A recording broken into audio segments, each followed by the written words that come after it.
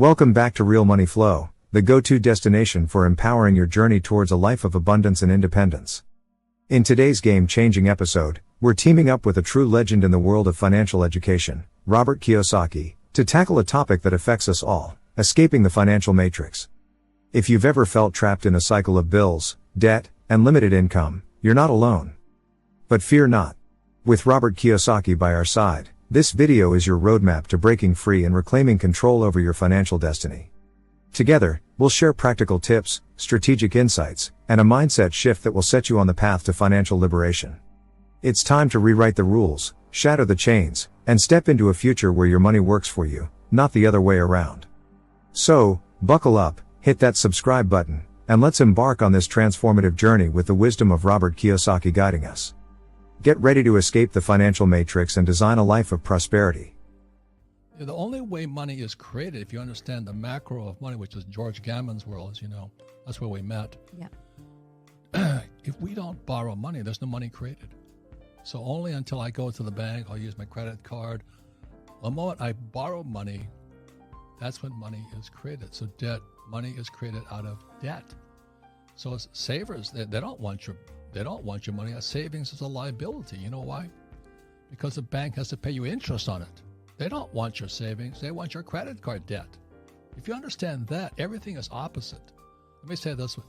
All coins have three sides: heads, tails, and the edge of the coin. And financial intelligence is stand on the edge and see what's right and what's wrong on both sides. That make you mind it. But our schools say, well, this is right, this is wrong. That's why school teachers are they don't even know they are. They backed up the truck. I borrowed $300 million. Now, this guy, Dave Ramsey, who's a friend of mine, he says, live debt-free. And for 95% of the population, debt-free is a good idea because you don't know anything about money. But if you have a financial education, like my rich dad taught me, which is rich dad, poor dad there, debt is money. So I use debt to buy real estate at great prices. So today, if I want to, I drive a Ferrari. I always drive nice cars, Rolls, and all this stuff. But a Ferrari is a liability. But a poor person would call it an asset. Mm-hmm. But to me, it's a liability because I got insurance, gas, taxes, all that stuff. So before I buy my Ferrari, I might buy, let's say, a mini storage.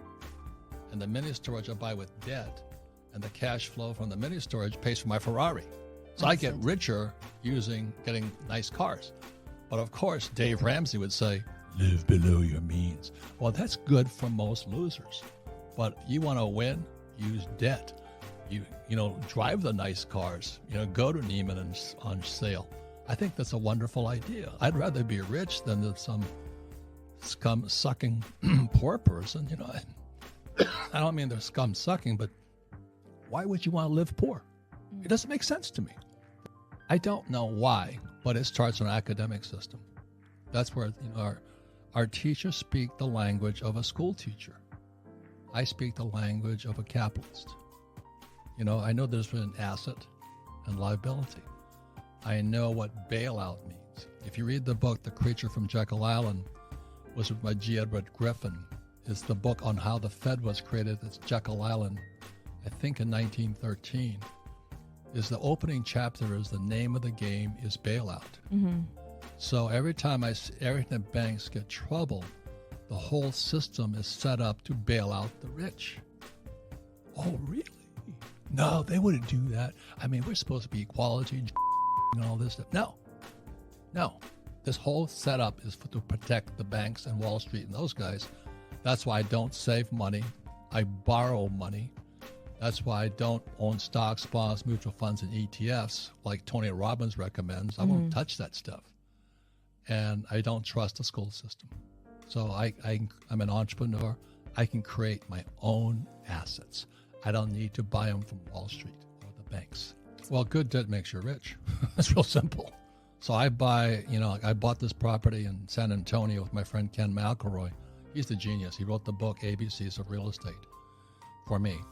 Okay, for us. But this San Antonio property got crashed, and it was mismanaged by the owners. They stripped all the copper wire out of the place. They took all the fixtures out. And then suddenly it was in foreclosure. So that's what a lot of entrepreneurs do. They take the asset and strip it. Okay. So I walk into this place, and in San Antonio, I think it was 18 to 20 million bucks. There's a toilet sitting in front of the fireplace. There was no copper wire in the walls. Carpet's all taken out. And I look at his builder, his builder goes, "Oh, this is a good deal." It was the biggest wreck I ever saw. So I think we picked up, let's just keep it simple. We bought for $20 million with debt because the bank wanted to get rid of it because it's a liability to the bank because nobody's paying on it. And the taxes are not being paid. So we pick it up for like 20, we fix it, and this is again the language of money. We increase NOI, net operating income. So the moment we rehabbed it, which was all borrowed money, we got the rent up and net operating income increased, and then it was now, let's say, from 20 million to 40 million. And most people would flip it, right? Oh, I'll get 40 million bucks. You don't flip because the moment you flip it, you have capital gains tax.